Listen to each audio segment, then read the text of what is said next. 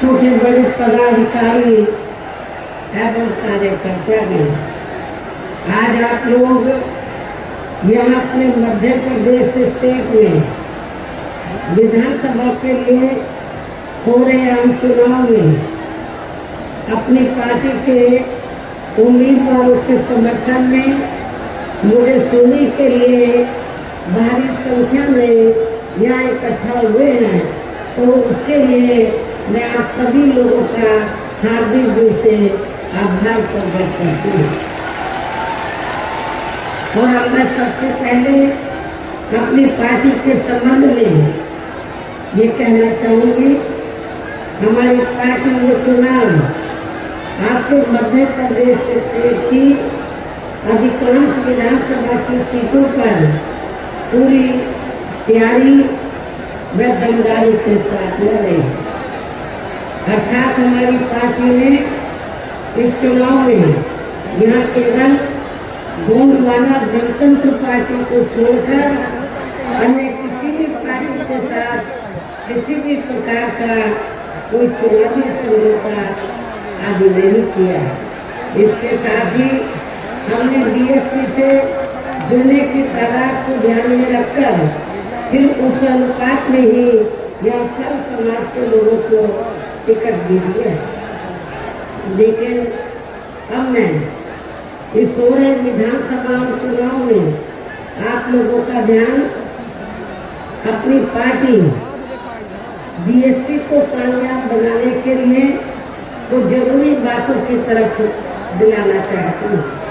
और इस संबंध में सबसे पहले मैं आप लोगों को ये कहना चाहूँगी कि अपने देश को आज़ाद हुए व भारतीय संविधान को भी लागू हुए अब बरसों बीत चुके हैं, और इस लंबी अवधि में केंद्र में आपके प्रदेश में भी या विभिन्न विरोधी पार्टियों की सरकारें रही। लेकिन दुख की बात यह है कि इस दौरान यह सभी विरोधी पार्टियों की रही सरकारों में आपके प्रदेश से ही पूरे देश में भी सर्व समाज में से विशेषकर दलितों, आदिवासियों, पिछड़े वर्गों, मुस्लिम व अन्य धार्मिक अल्पसंख्यकों के साथ साथ गरीबों,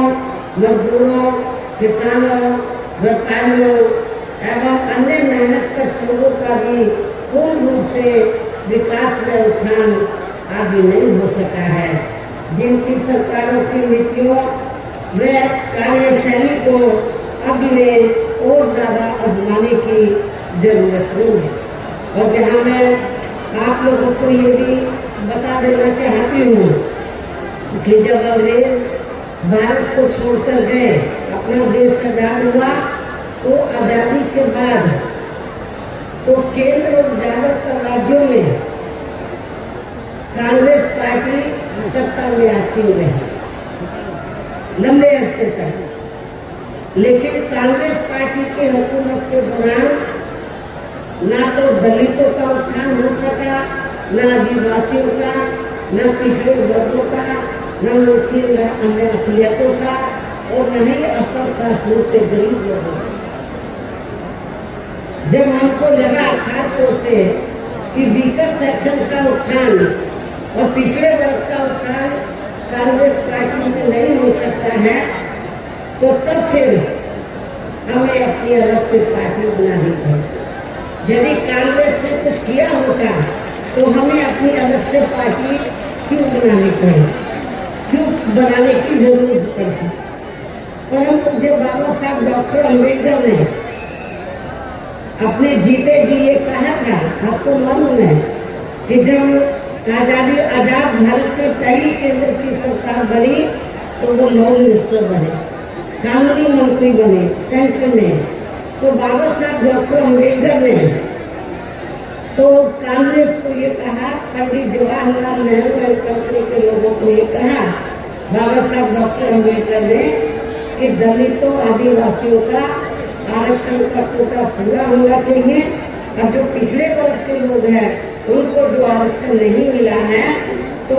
कमीशन बैठाकर इनको जल्दी हमें आरक्षण देने की व्यवस्था करनी चाहिए। लेकिन बाबा साहब डॉक्टर अम्बेडकर की बात को कांग्रेस ने नहीं माना। तब जाकर परम पूज्य बाबा साहब डॉक्टर अम्बेडकर ने अपने इन वर्गों के हितों में तो अपने कानूनी मंत्री पद से इस्तीफा दिया और अपने लोगों को ये कहा कि मैंने आपको वोट का अधिकार दिला दिया है, आपको कांग्रेस में कुछ मिलने वाला नहीं है और न ही इनके चाचा भतीजों की पार्टी में मिलने वाला है। इसलिए बाबा साहब डॉक्टर अम्बेडकर ने कहा कि यदि आप लोग सही मायने में जो कानूनी अधिकार मैंने दिए हैं उसका फायदा लेना चाहते हैं तो आपको केंद्र और राज्यों में सत्ता अपने हाथों में लेनी होगी और इसके लिए आप लोगों को अपनी अलग से राजनीतिक पार्टी बनानी होगी। बाबा साहब डॉक्टर अम्बेडकर की सोच के मुताबिक चलकर माननीय श्री काशीराम जी ने बहुजन समाज पार्टी का गठन किया और आप लोगों को ये मालूम है कि अभी हमारा समाज पूरे तौर से तैयार नहीं हो पा रहा है और जिस दिन तैयार हो जाएगा फिर ना कांग्रेस बीजेपी अन्य कोई भी पार्टी आपको सत्ता में नजर नहीं आएगी। हालांकि आपका पड़ोसी राज्य है उत्तर प्रदेश, आपको थोड़ा लगता होगा अचंभा था कि बीएसपी का इस बार जब असेंबली का चुनाव हुआ तो हमारा रिजल्ट बहुत खराब आया, लेकिन इसकी वजह क्या है ये भी आपको समझना बहुत जरूरी है। इसकी मुख्य वजह ये रही है और आपको मैं बताना चाहती हूँ कि जब तक चुनाव बैलेट पेपर से होता रहा बीएसपी के एमपी भी बने, एमएलए भी बने, 4-4 बार सरकार भी बनी यूपी में, लेकिन जब से चुनाव ईवीएम से होना शुरू हुआ तो तब से हमारा वोट का ग्राफ वहाँ पे नीचे गिरा। कुछ तो डाल में काला है, कुछ तो गड़बड़ है। तो ज्यादातर सुनने में यही मिला कि मशीनों में गड़बड़ हुआ है, लेकिन इसका मतलब ये नहीं कि आप लोग ये सोचे जब मशीनों में गड़बड़ है तो हमें वोट डालने की क्या जरूरत है, लेकिन ऐसा आपको नहीं करना है। कभी कभी जो ये गड़बड़ कर रहे हैं इनका सिस्टम फेल हो सकता है, इसलिए आप लोगों को अपना वोट डालना चाहे मशीनों में भी है तो डालना बहुत जरूरी है। तो इसलिए मैं आप लोगों को ये कहना चाहती हूँ कि हमें जब हम लोग आगे बढ़ेंगे तो हमारे रास्ते में किस्म किस्म की रुकावटें आएंगी, हमें उन्हें झेलना होगा। मनोबल गिराना नहीं है कि रिजल्ट खराब भी आया अपने घर में बैठ जाए, ऐसा नहीं, हमें और रास्ते निकालने होंगे। तो इसलिए मैं आप लोगों को ये बता रही थी कि चाहे तो वीकर सेक्शन के लोग हैं, चाहे वो विभिन्न क्षेत्रों में कार्यरत लोग हैं, तो जो भी केंद्र के अंदर राज्यों में सरकार बनी जिस भी पार्टी की, उनकी नीतियों, गलत नीतियों, कार्यशैली की वजह से इनका उत्थान अभी तक नहीं हो पा रहा है। अब इन्हें और ज्यादा आजमाने की जरूरत नहीं है। और इस मामले में खासकर मैं दलितों, आदिवासियों व अन्य पिछड़े वर्गों के लोगों को ये भी बताना जरूरी समझती हूँ कि इन्हें परम पूज्य बाबा साहब डॉक्टर भीमराव अम्बेडकर के कड़े संघर्ष एवं अथक प्रयासों से भारतीय संविधान के तहत मिले कानूनी अधिकारों में से खासकर सरकारी नौकरियों में जो आरक्षण की सुविधा मिली है, तो उसे भी यहाँ शुरू से ही इन वर्गों के प्रति हीन व जातिवादी मानसिकता रखने वाली सभी विरोधी पार्टियों की रही सरकारें प्रभावहीन बनाने में तथा इसे अब धीरे धीरे खत्म करने की भी पूरी कोशिश में लगी हुई है। यही मुख्य वजह है कि देश में आजादी के बाद व शुरू में केंद्र व अधिकांश राज्यों में भी काफी लंबे समय तक सत्ता में आसीन रही कांग्रेस पार्टी ने, और अब पिछले कुछ वर्षों से केंद्र एवं काफी राज्यों में भी बीजेपी व अन्य विरोधी पार्टियों की रही सरकारों ने इनका आरक्षण का कोटा अभी तक भी पूरा नहीं किया है। पदोन्नति में आरक्षण को तो इन्होंने मान्य कोर्ट की आड़ में काफी हद तक खत्म कर दिया है, और इस मामले में लगभग यही खराब स्थिति हमें यहाँ आपके मध्य प्रदेश स्टेट में भी देखने के लिए मिल रही है। इसके साथ ही अब इन वर्गों के लोगों को प्राइवेट सेक्टर में आरक्षण दिए जाने की व्यवस्था किए बिना ही केंद्र व राज्यों में भी ज्यादातर सरकारी कार्य यहाँ प्राइवेट सेक्टर के जरिए देश के अधिकांश बड़े बड़े पूंजीपतियों व धन्ना सेठों को ही दिए जा रहे हैं, जिसके कारण अब पूरे देश में इन वर्गों के लोगों को आरक्षण का बहुत कम ही लाभ मिल पा रहा है और इससे अब पूरे देश में दलितों व आदिवासियों के साथ साथ अन्य पिछड़े वर्गों को भी काफी ज्यादा नुकसान पहुंच रहा है। जबकि अन्य पिछड़े वर्गों के लोगों को ये भी मालूम होना चाहिए कि इन्हें मंडल कमीशन के रिपोर्ट के तहत आरक्षण की ये सुविधा केंद्र में कांग्रेस पार्टी की रही सरकार में नहीं मिली है, बल्कि बीएसपी के कड़े संघर्ष एवं अथक प्रयासों से ही केंद्र में रही श्री बीपी सिंह की सरकार में इन्हें ये सुविधा मिली है, जिसका अब यह जातिवादी विरोधी पार्टियों की सरकारें इन्हें पूरा लाभ नहीं दे पा रही हैं। इसके साथ ही श्री बीपी सिंह की सरकार में इन वर्गों के मसीहा परम पूज्य बाबा साहब डॉक्टर भीमराव अम्बेडकर को भी यहाँ भारत रत्न की उपाधि से सम्मानित किया गया श्री बीपी सिंह की ही सरकार में, जिसके लिए वो हर प्रकार से पात्र भी थे, जो बहुत पहले ही बाबा साहब को ये सम्मान मिल जाना चाहिए था, जिसके लिए विशेषकर कांग्रेस पार्टी प्रमुख तौर से जिम्मेवार एवं कसूरवार भी है। इससे इन वर्गों के प्रति इस पार्टी की हीन व जातिवादी मानसिकता साफ झलकती है। इतना ही नहीं बल्कि इनके कार्यों को आगे बढ़ाने वाले वे हर मामले में समर्पित व्यक्तित्व मान्यवर श्री काशीराम जी के देहांत होने पर केंद्र में रही, उस समय केंद्र में रही इसी कांग्रेस पार्टी की सरकार के चलते इनके सम्मान में एक दिन का भी राष्ट्रीय शोक घोषित नहीं किया गया था। यहाँ मैं वर्गों के मामले में ये भी कहना चाहूंगी कि केंद्र द्वारा देश की लोकसभा व राज्य विधानसभाओं में महिलाओं को जो 33% आरक्षण देने की व्यवस्था की गई है, तो उसमें SC, ST व OBC की महिलाओं को अलग से कुछ भी आरक्षण नहीं दिया गया है। इतना ही नहीं बल्कि इन वर्गों के लोगों को जुर्म जाति से निजात दिलाने के लिए जो भी अनेकों नियम व कानून आदि बने हैं, तो उन पर भी केंद्र व अधिकांश राज्यों की भी सरकारें सही से अमल नहीं कर पा रही हैं, जिससे अब यह खासकर दलितों व आदिवासियों के ऊपर शोषण करने वाले लोगों का मनोबल और भी ज्यादा बढ़ रहा है। और ये सब हमें यहाँ आपके मध्य प्रदेश स्टेट में भी काफी कुछ देखने के लिए मिल रहा है। इसी प्रकार हमें पूरे देश में मुस्लिम एवं अन्य धार्मिक अल्पसंख्यक समाज के लोगों की भी हालत कोई खास अच्छी नजर नहीं आती है, जिसका काफी कुछ खुलासा केंद्र सरकार की सच्चर कमेटी की रिपोर्ट में भी किया गया है।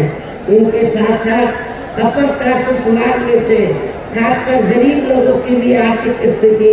अभी भी पूरे देश में यह काफी ज्यादा खराब व दयनीय बनी हुई है। इनके अलावा आपके प्रदेश से ही पूरे देश में सर्व समाज में से विशेषकर यह गरीब, मजदूर, किसान, कर्मचारी, छोटे व्यापारी एवं अन्य मेहनतकश लोग भी अपनी विभिन्न समस्याओं को लेकर अभी भी हमें काफी ज्यादा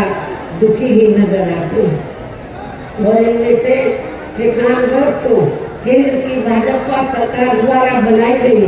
गलत नीतियों के कारण काफी ज्यादा परेशान व बोलित भी रहा है। लेकिन इन सबकी मुख्य वजह हमारी पार्टी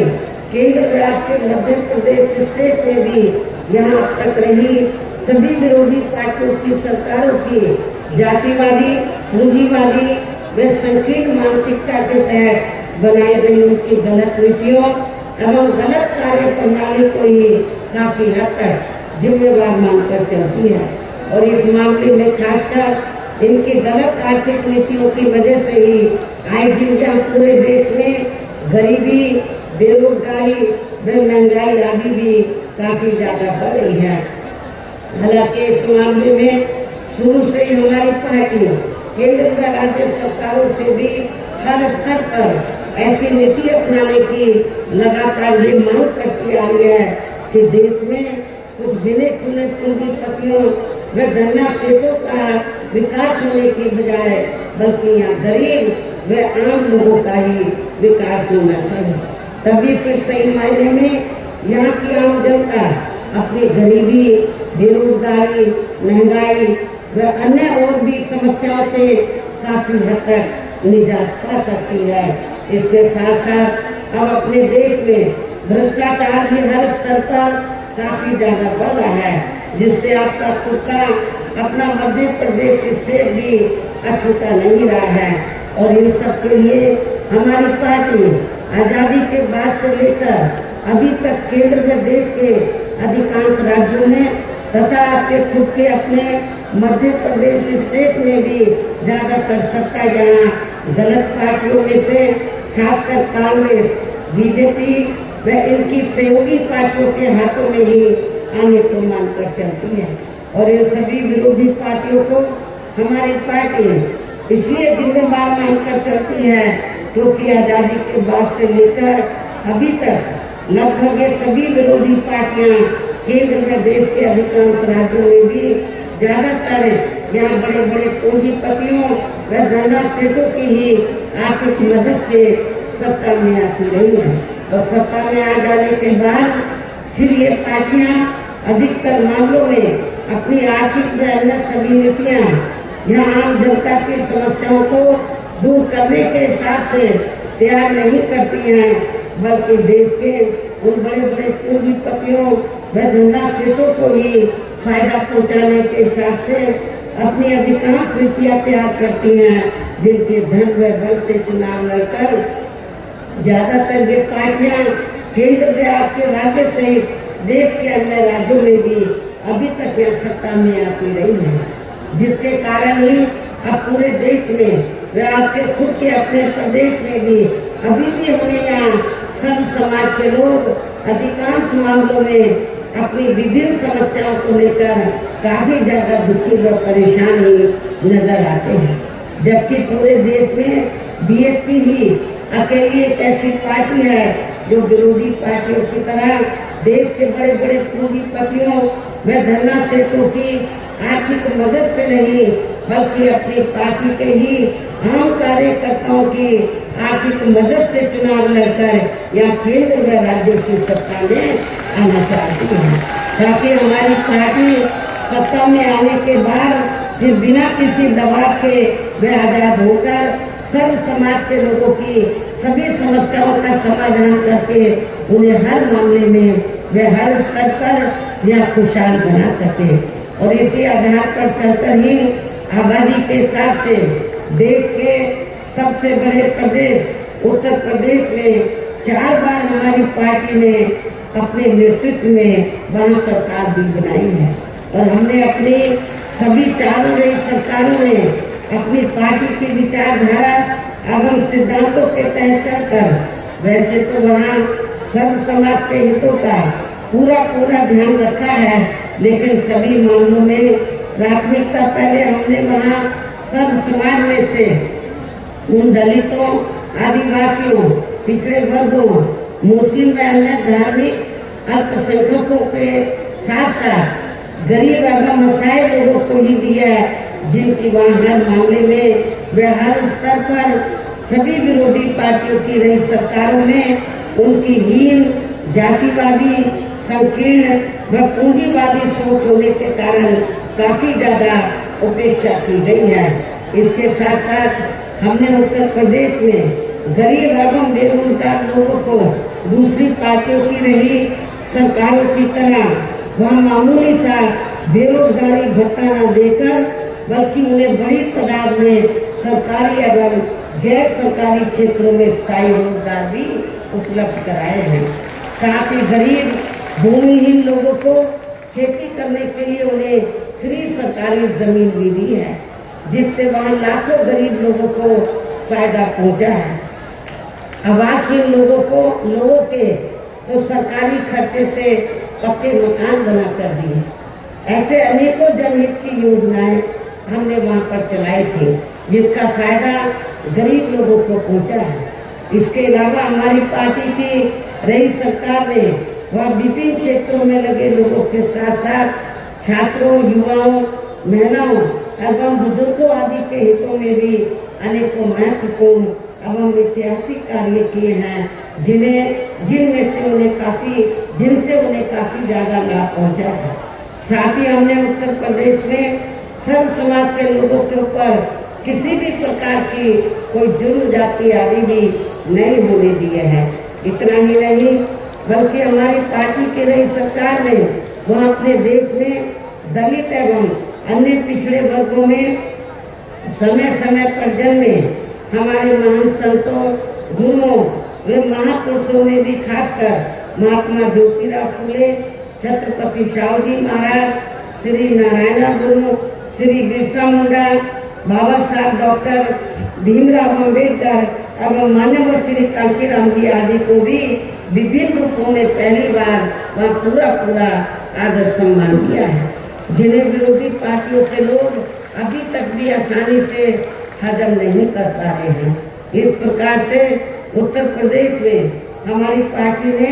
अपने चारों रहे शासनकाल के दौरान वह हर मामले में व हर स्तर पर सर्व समाज के लोगों को काफी बेहतरीन सरकार दी है। और यदि आप लोग भी यहाँ अपने मध्य प्रदेश स्टेट में आम जनहित के व खासकर कमजोर एवं उपेक्षित वर्गों के हितों में ऐसे ही कार्य करना चाहते हैं, इसके साथ ही आपके प्रदेश की जनहित से जुड़ी जो भी यहाँ स्थानीय समस्याएं हैं तो उन्हें भी दूर करना चाहते हैं, तो फिर आप लोगों को भी उत्तर प्रदेश की तरह ही अपने मध्य प्रदेश स्टेट में भी अपनी पार्टी को हर मामले में मजबूत बना के यहाँ अपनी खुद की सर्वजन हिताय व सर्वजन सुखाय की नीतियों पर आधारित सरकार बनानी होगी, जिसके लिए अब आप लोगों को यहाँ अपने मध्य प्रदेश स्टेट में विधानसभा के लिए हो रहे आम चुनाव में अपनी पार्टी का बेहतर रिजल्ट लाना होगा। और इसके लिए आप लोगों को वोट पड़ने तक यहाँ की सत्ताधारी पार्टी एवं अन्य सभी विरोधी पार्टियों के साम दाम दंड भेद आदि हथकंडों से भी जरूर सावधान रहना है। और इस मामले में खासकर आप लोगों को विरोधी पार्टियों के जारी किए गए उनके हवाई व प्रलोभन भरे चुनावी घोषणा पत्रों आदि के बहकावे में तो कतई भी नहीं आना है, जिन्हें ये पार्टियां सत्ता में आने के बाद अधिकांश अमल में नहीं लाती है, जिस पर से अब जनता का काफी हद तक विश्वास ही उठ गया है। इसलिए हमारी पार्टी किसी भी चुनाव में अपना कोई भी चुनावी घोषणा पत्र आदि जारी नहीं करती है। वैसे भी हमारी पार्टी कहने में बहुत कम बल्कि कार्य करके दिखाने में ही ज्यादा विश्वास रखती है। अर्थात हमारी पार्टी जो कहती है तो उसे करके भी दिखाती है, और ये सब हमने उत्तर प्रदेश में करके भी दिखाया है। और अब मेरा यही कहना है कि आप लोगों को अपने खुद के व अपने मध्य प्रदेश स्टेट के भी हित में यहाँ अपनी पार्टी बीएसपी की ही सरकार बनाना बहुत जरूरी है। तभी फिर जहाँ आपके प्रदेश में परम पूज्य बाबा साहब डॉक्टर भीमराव अम्बेडकर एवं मान्यवर श्री काशीराम जी आदि का भी अधूरा सपना जरूर साकार हो सकता है, जिन्होंने कदम कदम पर अनेकों कष्ट झेलकर अपनी पूरी जिंदगी या खासकर कमजोर एवं उपेक्षित वर्गों के लोगों को अपने पैरों पर खड़ा करने के लिए समर्पित की है। जिसे भी खास ध्यान में रखकर अब आप लोगों को यह अपने प्रदेश में विधानसभा का आम चुनाव लड़ रहे अपनी पार्टी के उम्मीदवारों को पार्टी के हाथी चुनाव चिन्ह के सामने वाले बटन को दबा के तथा हमारी सहयोगी पार्टी गोंडवाना गणतंत्र पार्टी के भी उम्मीदवारों को उनके आरी चुनाव चिन्ह के सामने वाले बटन को दबा के उन्हें जरूर जिताना है। और इसके लिए अब आप लोगों को वोट पड़ने वाले दिन अपने सभी कार्य छोड़कर वे अपने अपने पोलिंग बूथों पर समय से पहुंचकर अपना वोट डालना बहुत जरूरी है। और इस मामले में हमारी महिलाएं जो बड़ी संख्या में मुझे सुनने के लिए आई हैं, वो भी पीछे नहीं रहेंगी। इसके साथ ही आप लोगों का ये भी पूरा प्रयास होना चाहिए कि आपकी अपनी दोनों पार्टियों का एक भी वोट पड़ने से ना रह जाए। इस प्रकार से आप लोगों को अपनी पार्टी व सहयोगी पार्टी को भी कामयाब बनाने का हर संभव पूरा प्रयास करना है, जिसके लिए जहां स्थानीय नेताओं के साथ साथ पार्टी के राज्यसभा सांसद श्री राम जी गौतम व इनके अन्य और साथी भी पूरे जी जान से लगे हैं। हालांकि श्री आकाश आनंद ने भी यहाँ के प्रदेश को काफी समय दिया है। इन्हीं जरूरी बातों के साथ ही अब मैं आपसे अपनी पार्टी व सहयोगी पार्टी के भी उम्मीदवारों को कामयाब बनाने की पुरजोर अपील करते हुए अपनी बात यही समाप्त करती हूँ। जय भीम, जय भारत।